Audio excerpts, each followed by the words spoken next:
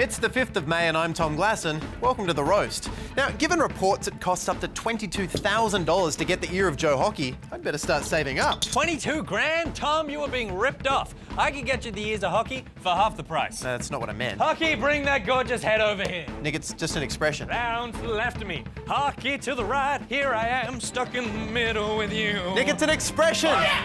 Stuck in the middle with you. Oh, God. It's like that movie.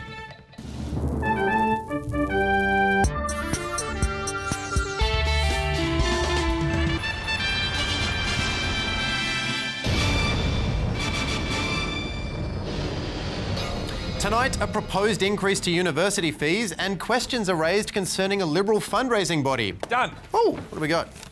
Oh, and also Joe Hockey's body. But first, Mark Humphries has the headlines. You owe me $11,000 for those ears. I don't have $11,000. With those ears?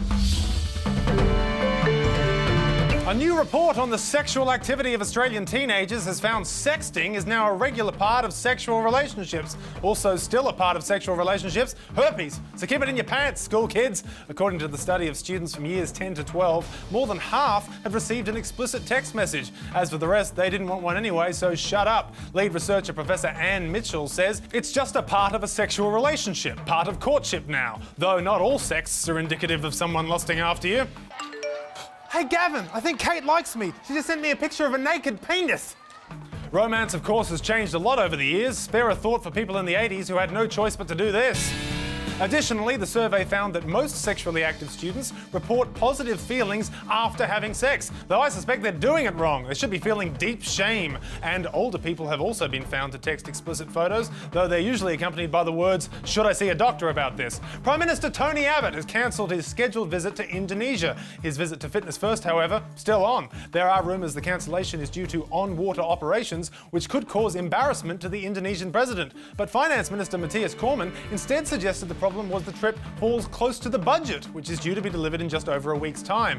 Yeah, Matthias, that budget, which has been scheduled on the second Tuesday of May for the last 12 years, can really sneak up on you. And if the spokesman for the Indonesian president is to be believed, they're really going to miss Abbott. I think there's no disappointment from the Indonesian government. No. Well, there may be no disappointment from the government, but I'll tell you who is disappointed. The guy had to buy all those mini Australian flags and mini Indonesian flags and tape them together in a sign of mini diplomacy, all for nothing. But it's a shame Abbott had to cancel because this seemed like an important trip. The invitation was seen as an attempt to try and mend relations between the two countries, which have been strained ever since it was revealed Australian spies tapped the president's phone. But now if Abbott wants to mend relations, he'll have to tell President Yudhoyono, just punch me in the face, seriously, just once, then we'll be all good.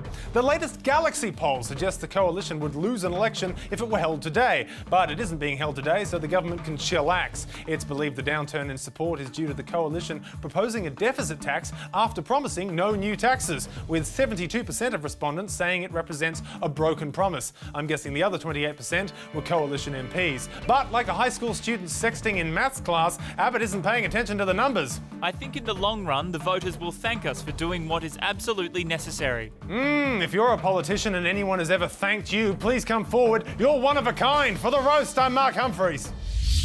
Thank you, Mark. Well, first up, the Sydney Morning Herald has reported that a secretive campaign fundraising organisation called the North Sydney Forum is allowing elite business leaders to pay up to $22,000 for a series of lunches with Treasurer Joe Hockey. And at $22,000, you'd want to hope the menu features glazed ham with a side of political influence.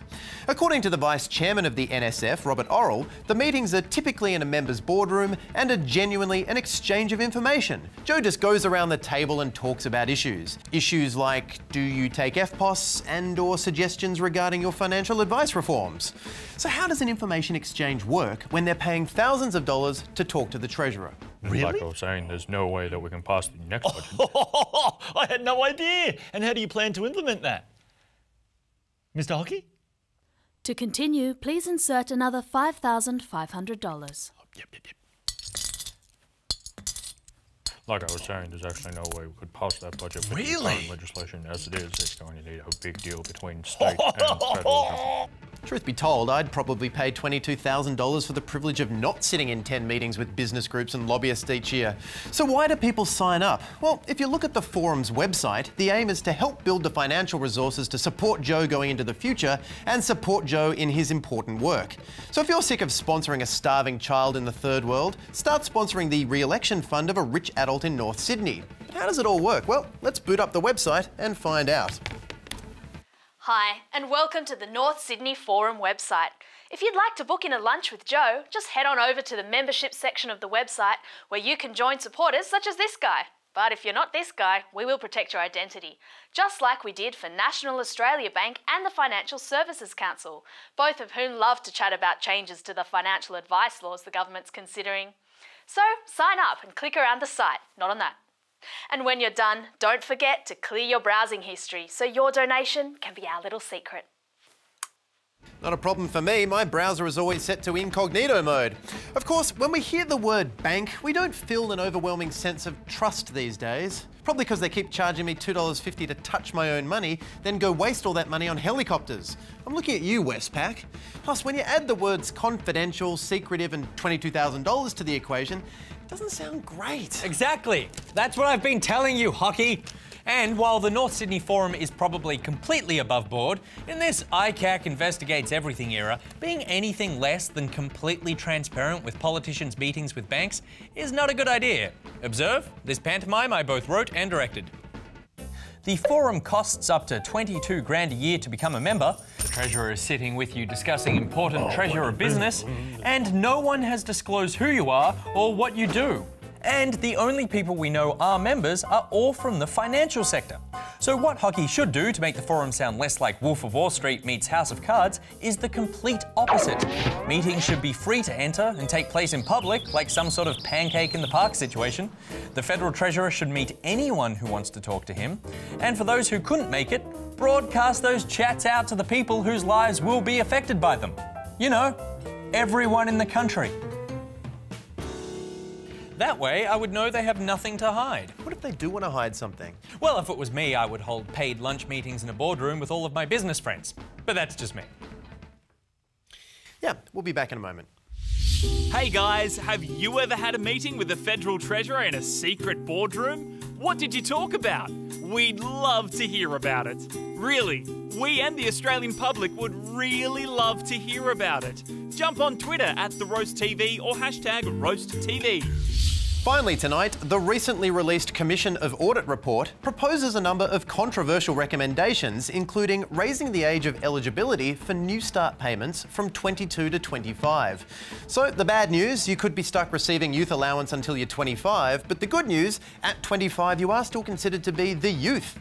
The report also suggested increasing the share that students pay for their university fees from about 40% to 55%. And coupled with the increasing costs of goon sacks and pad ties, this could mean a crippling blow to our nation's future.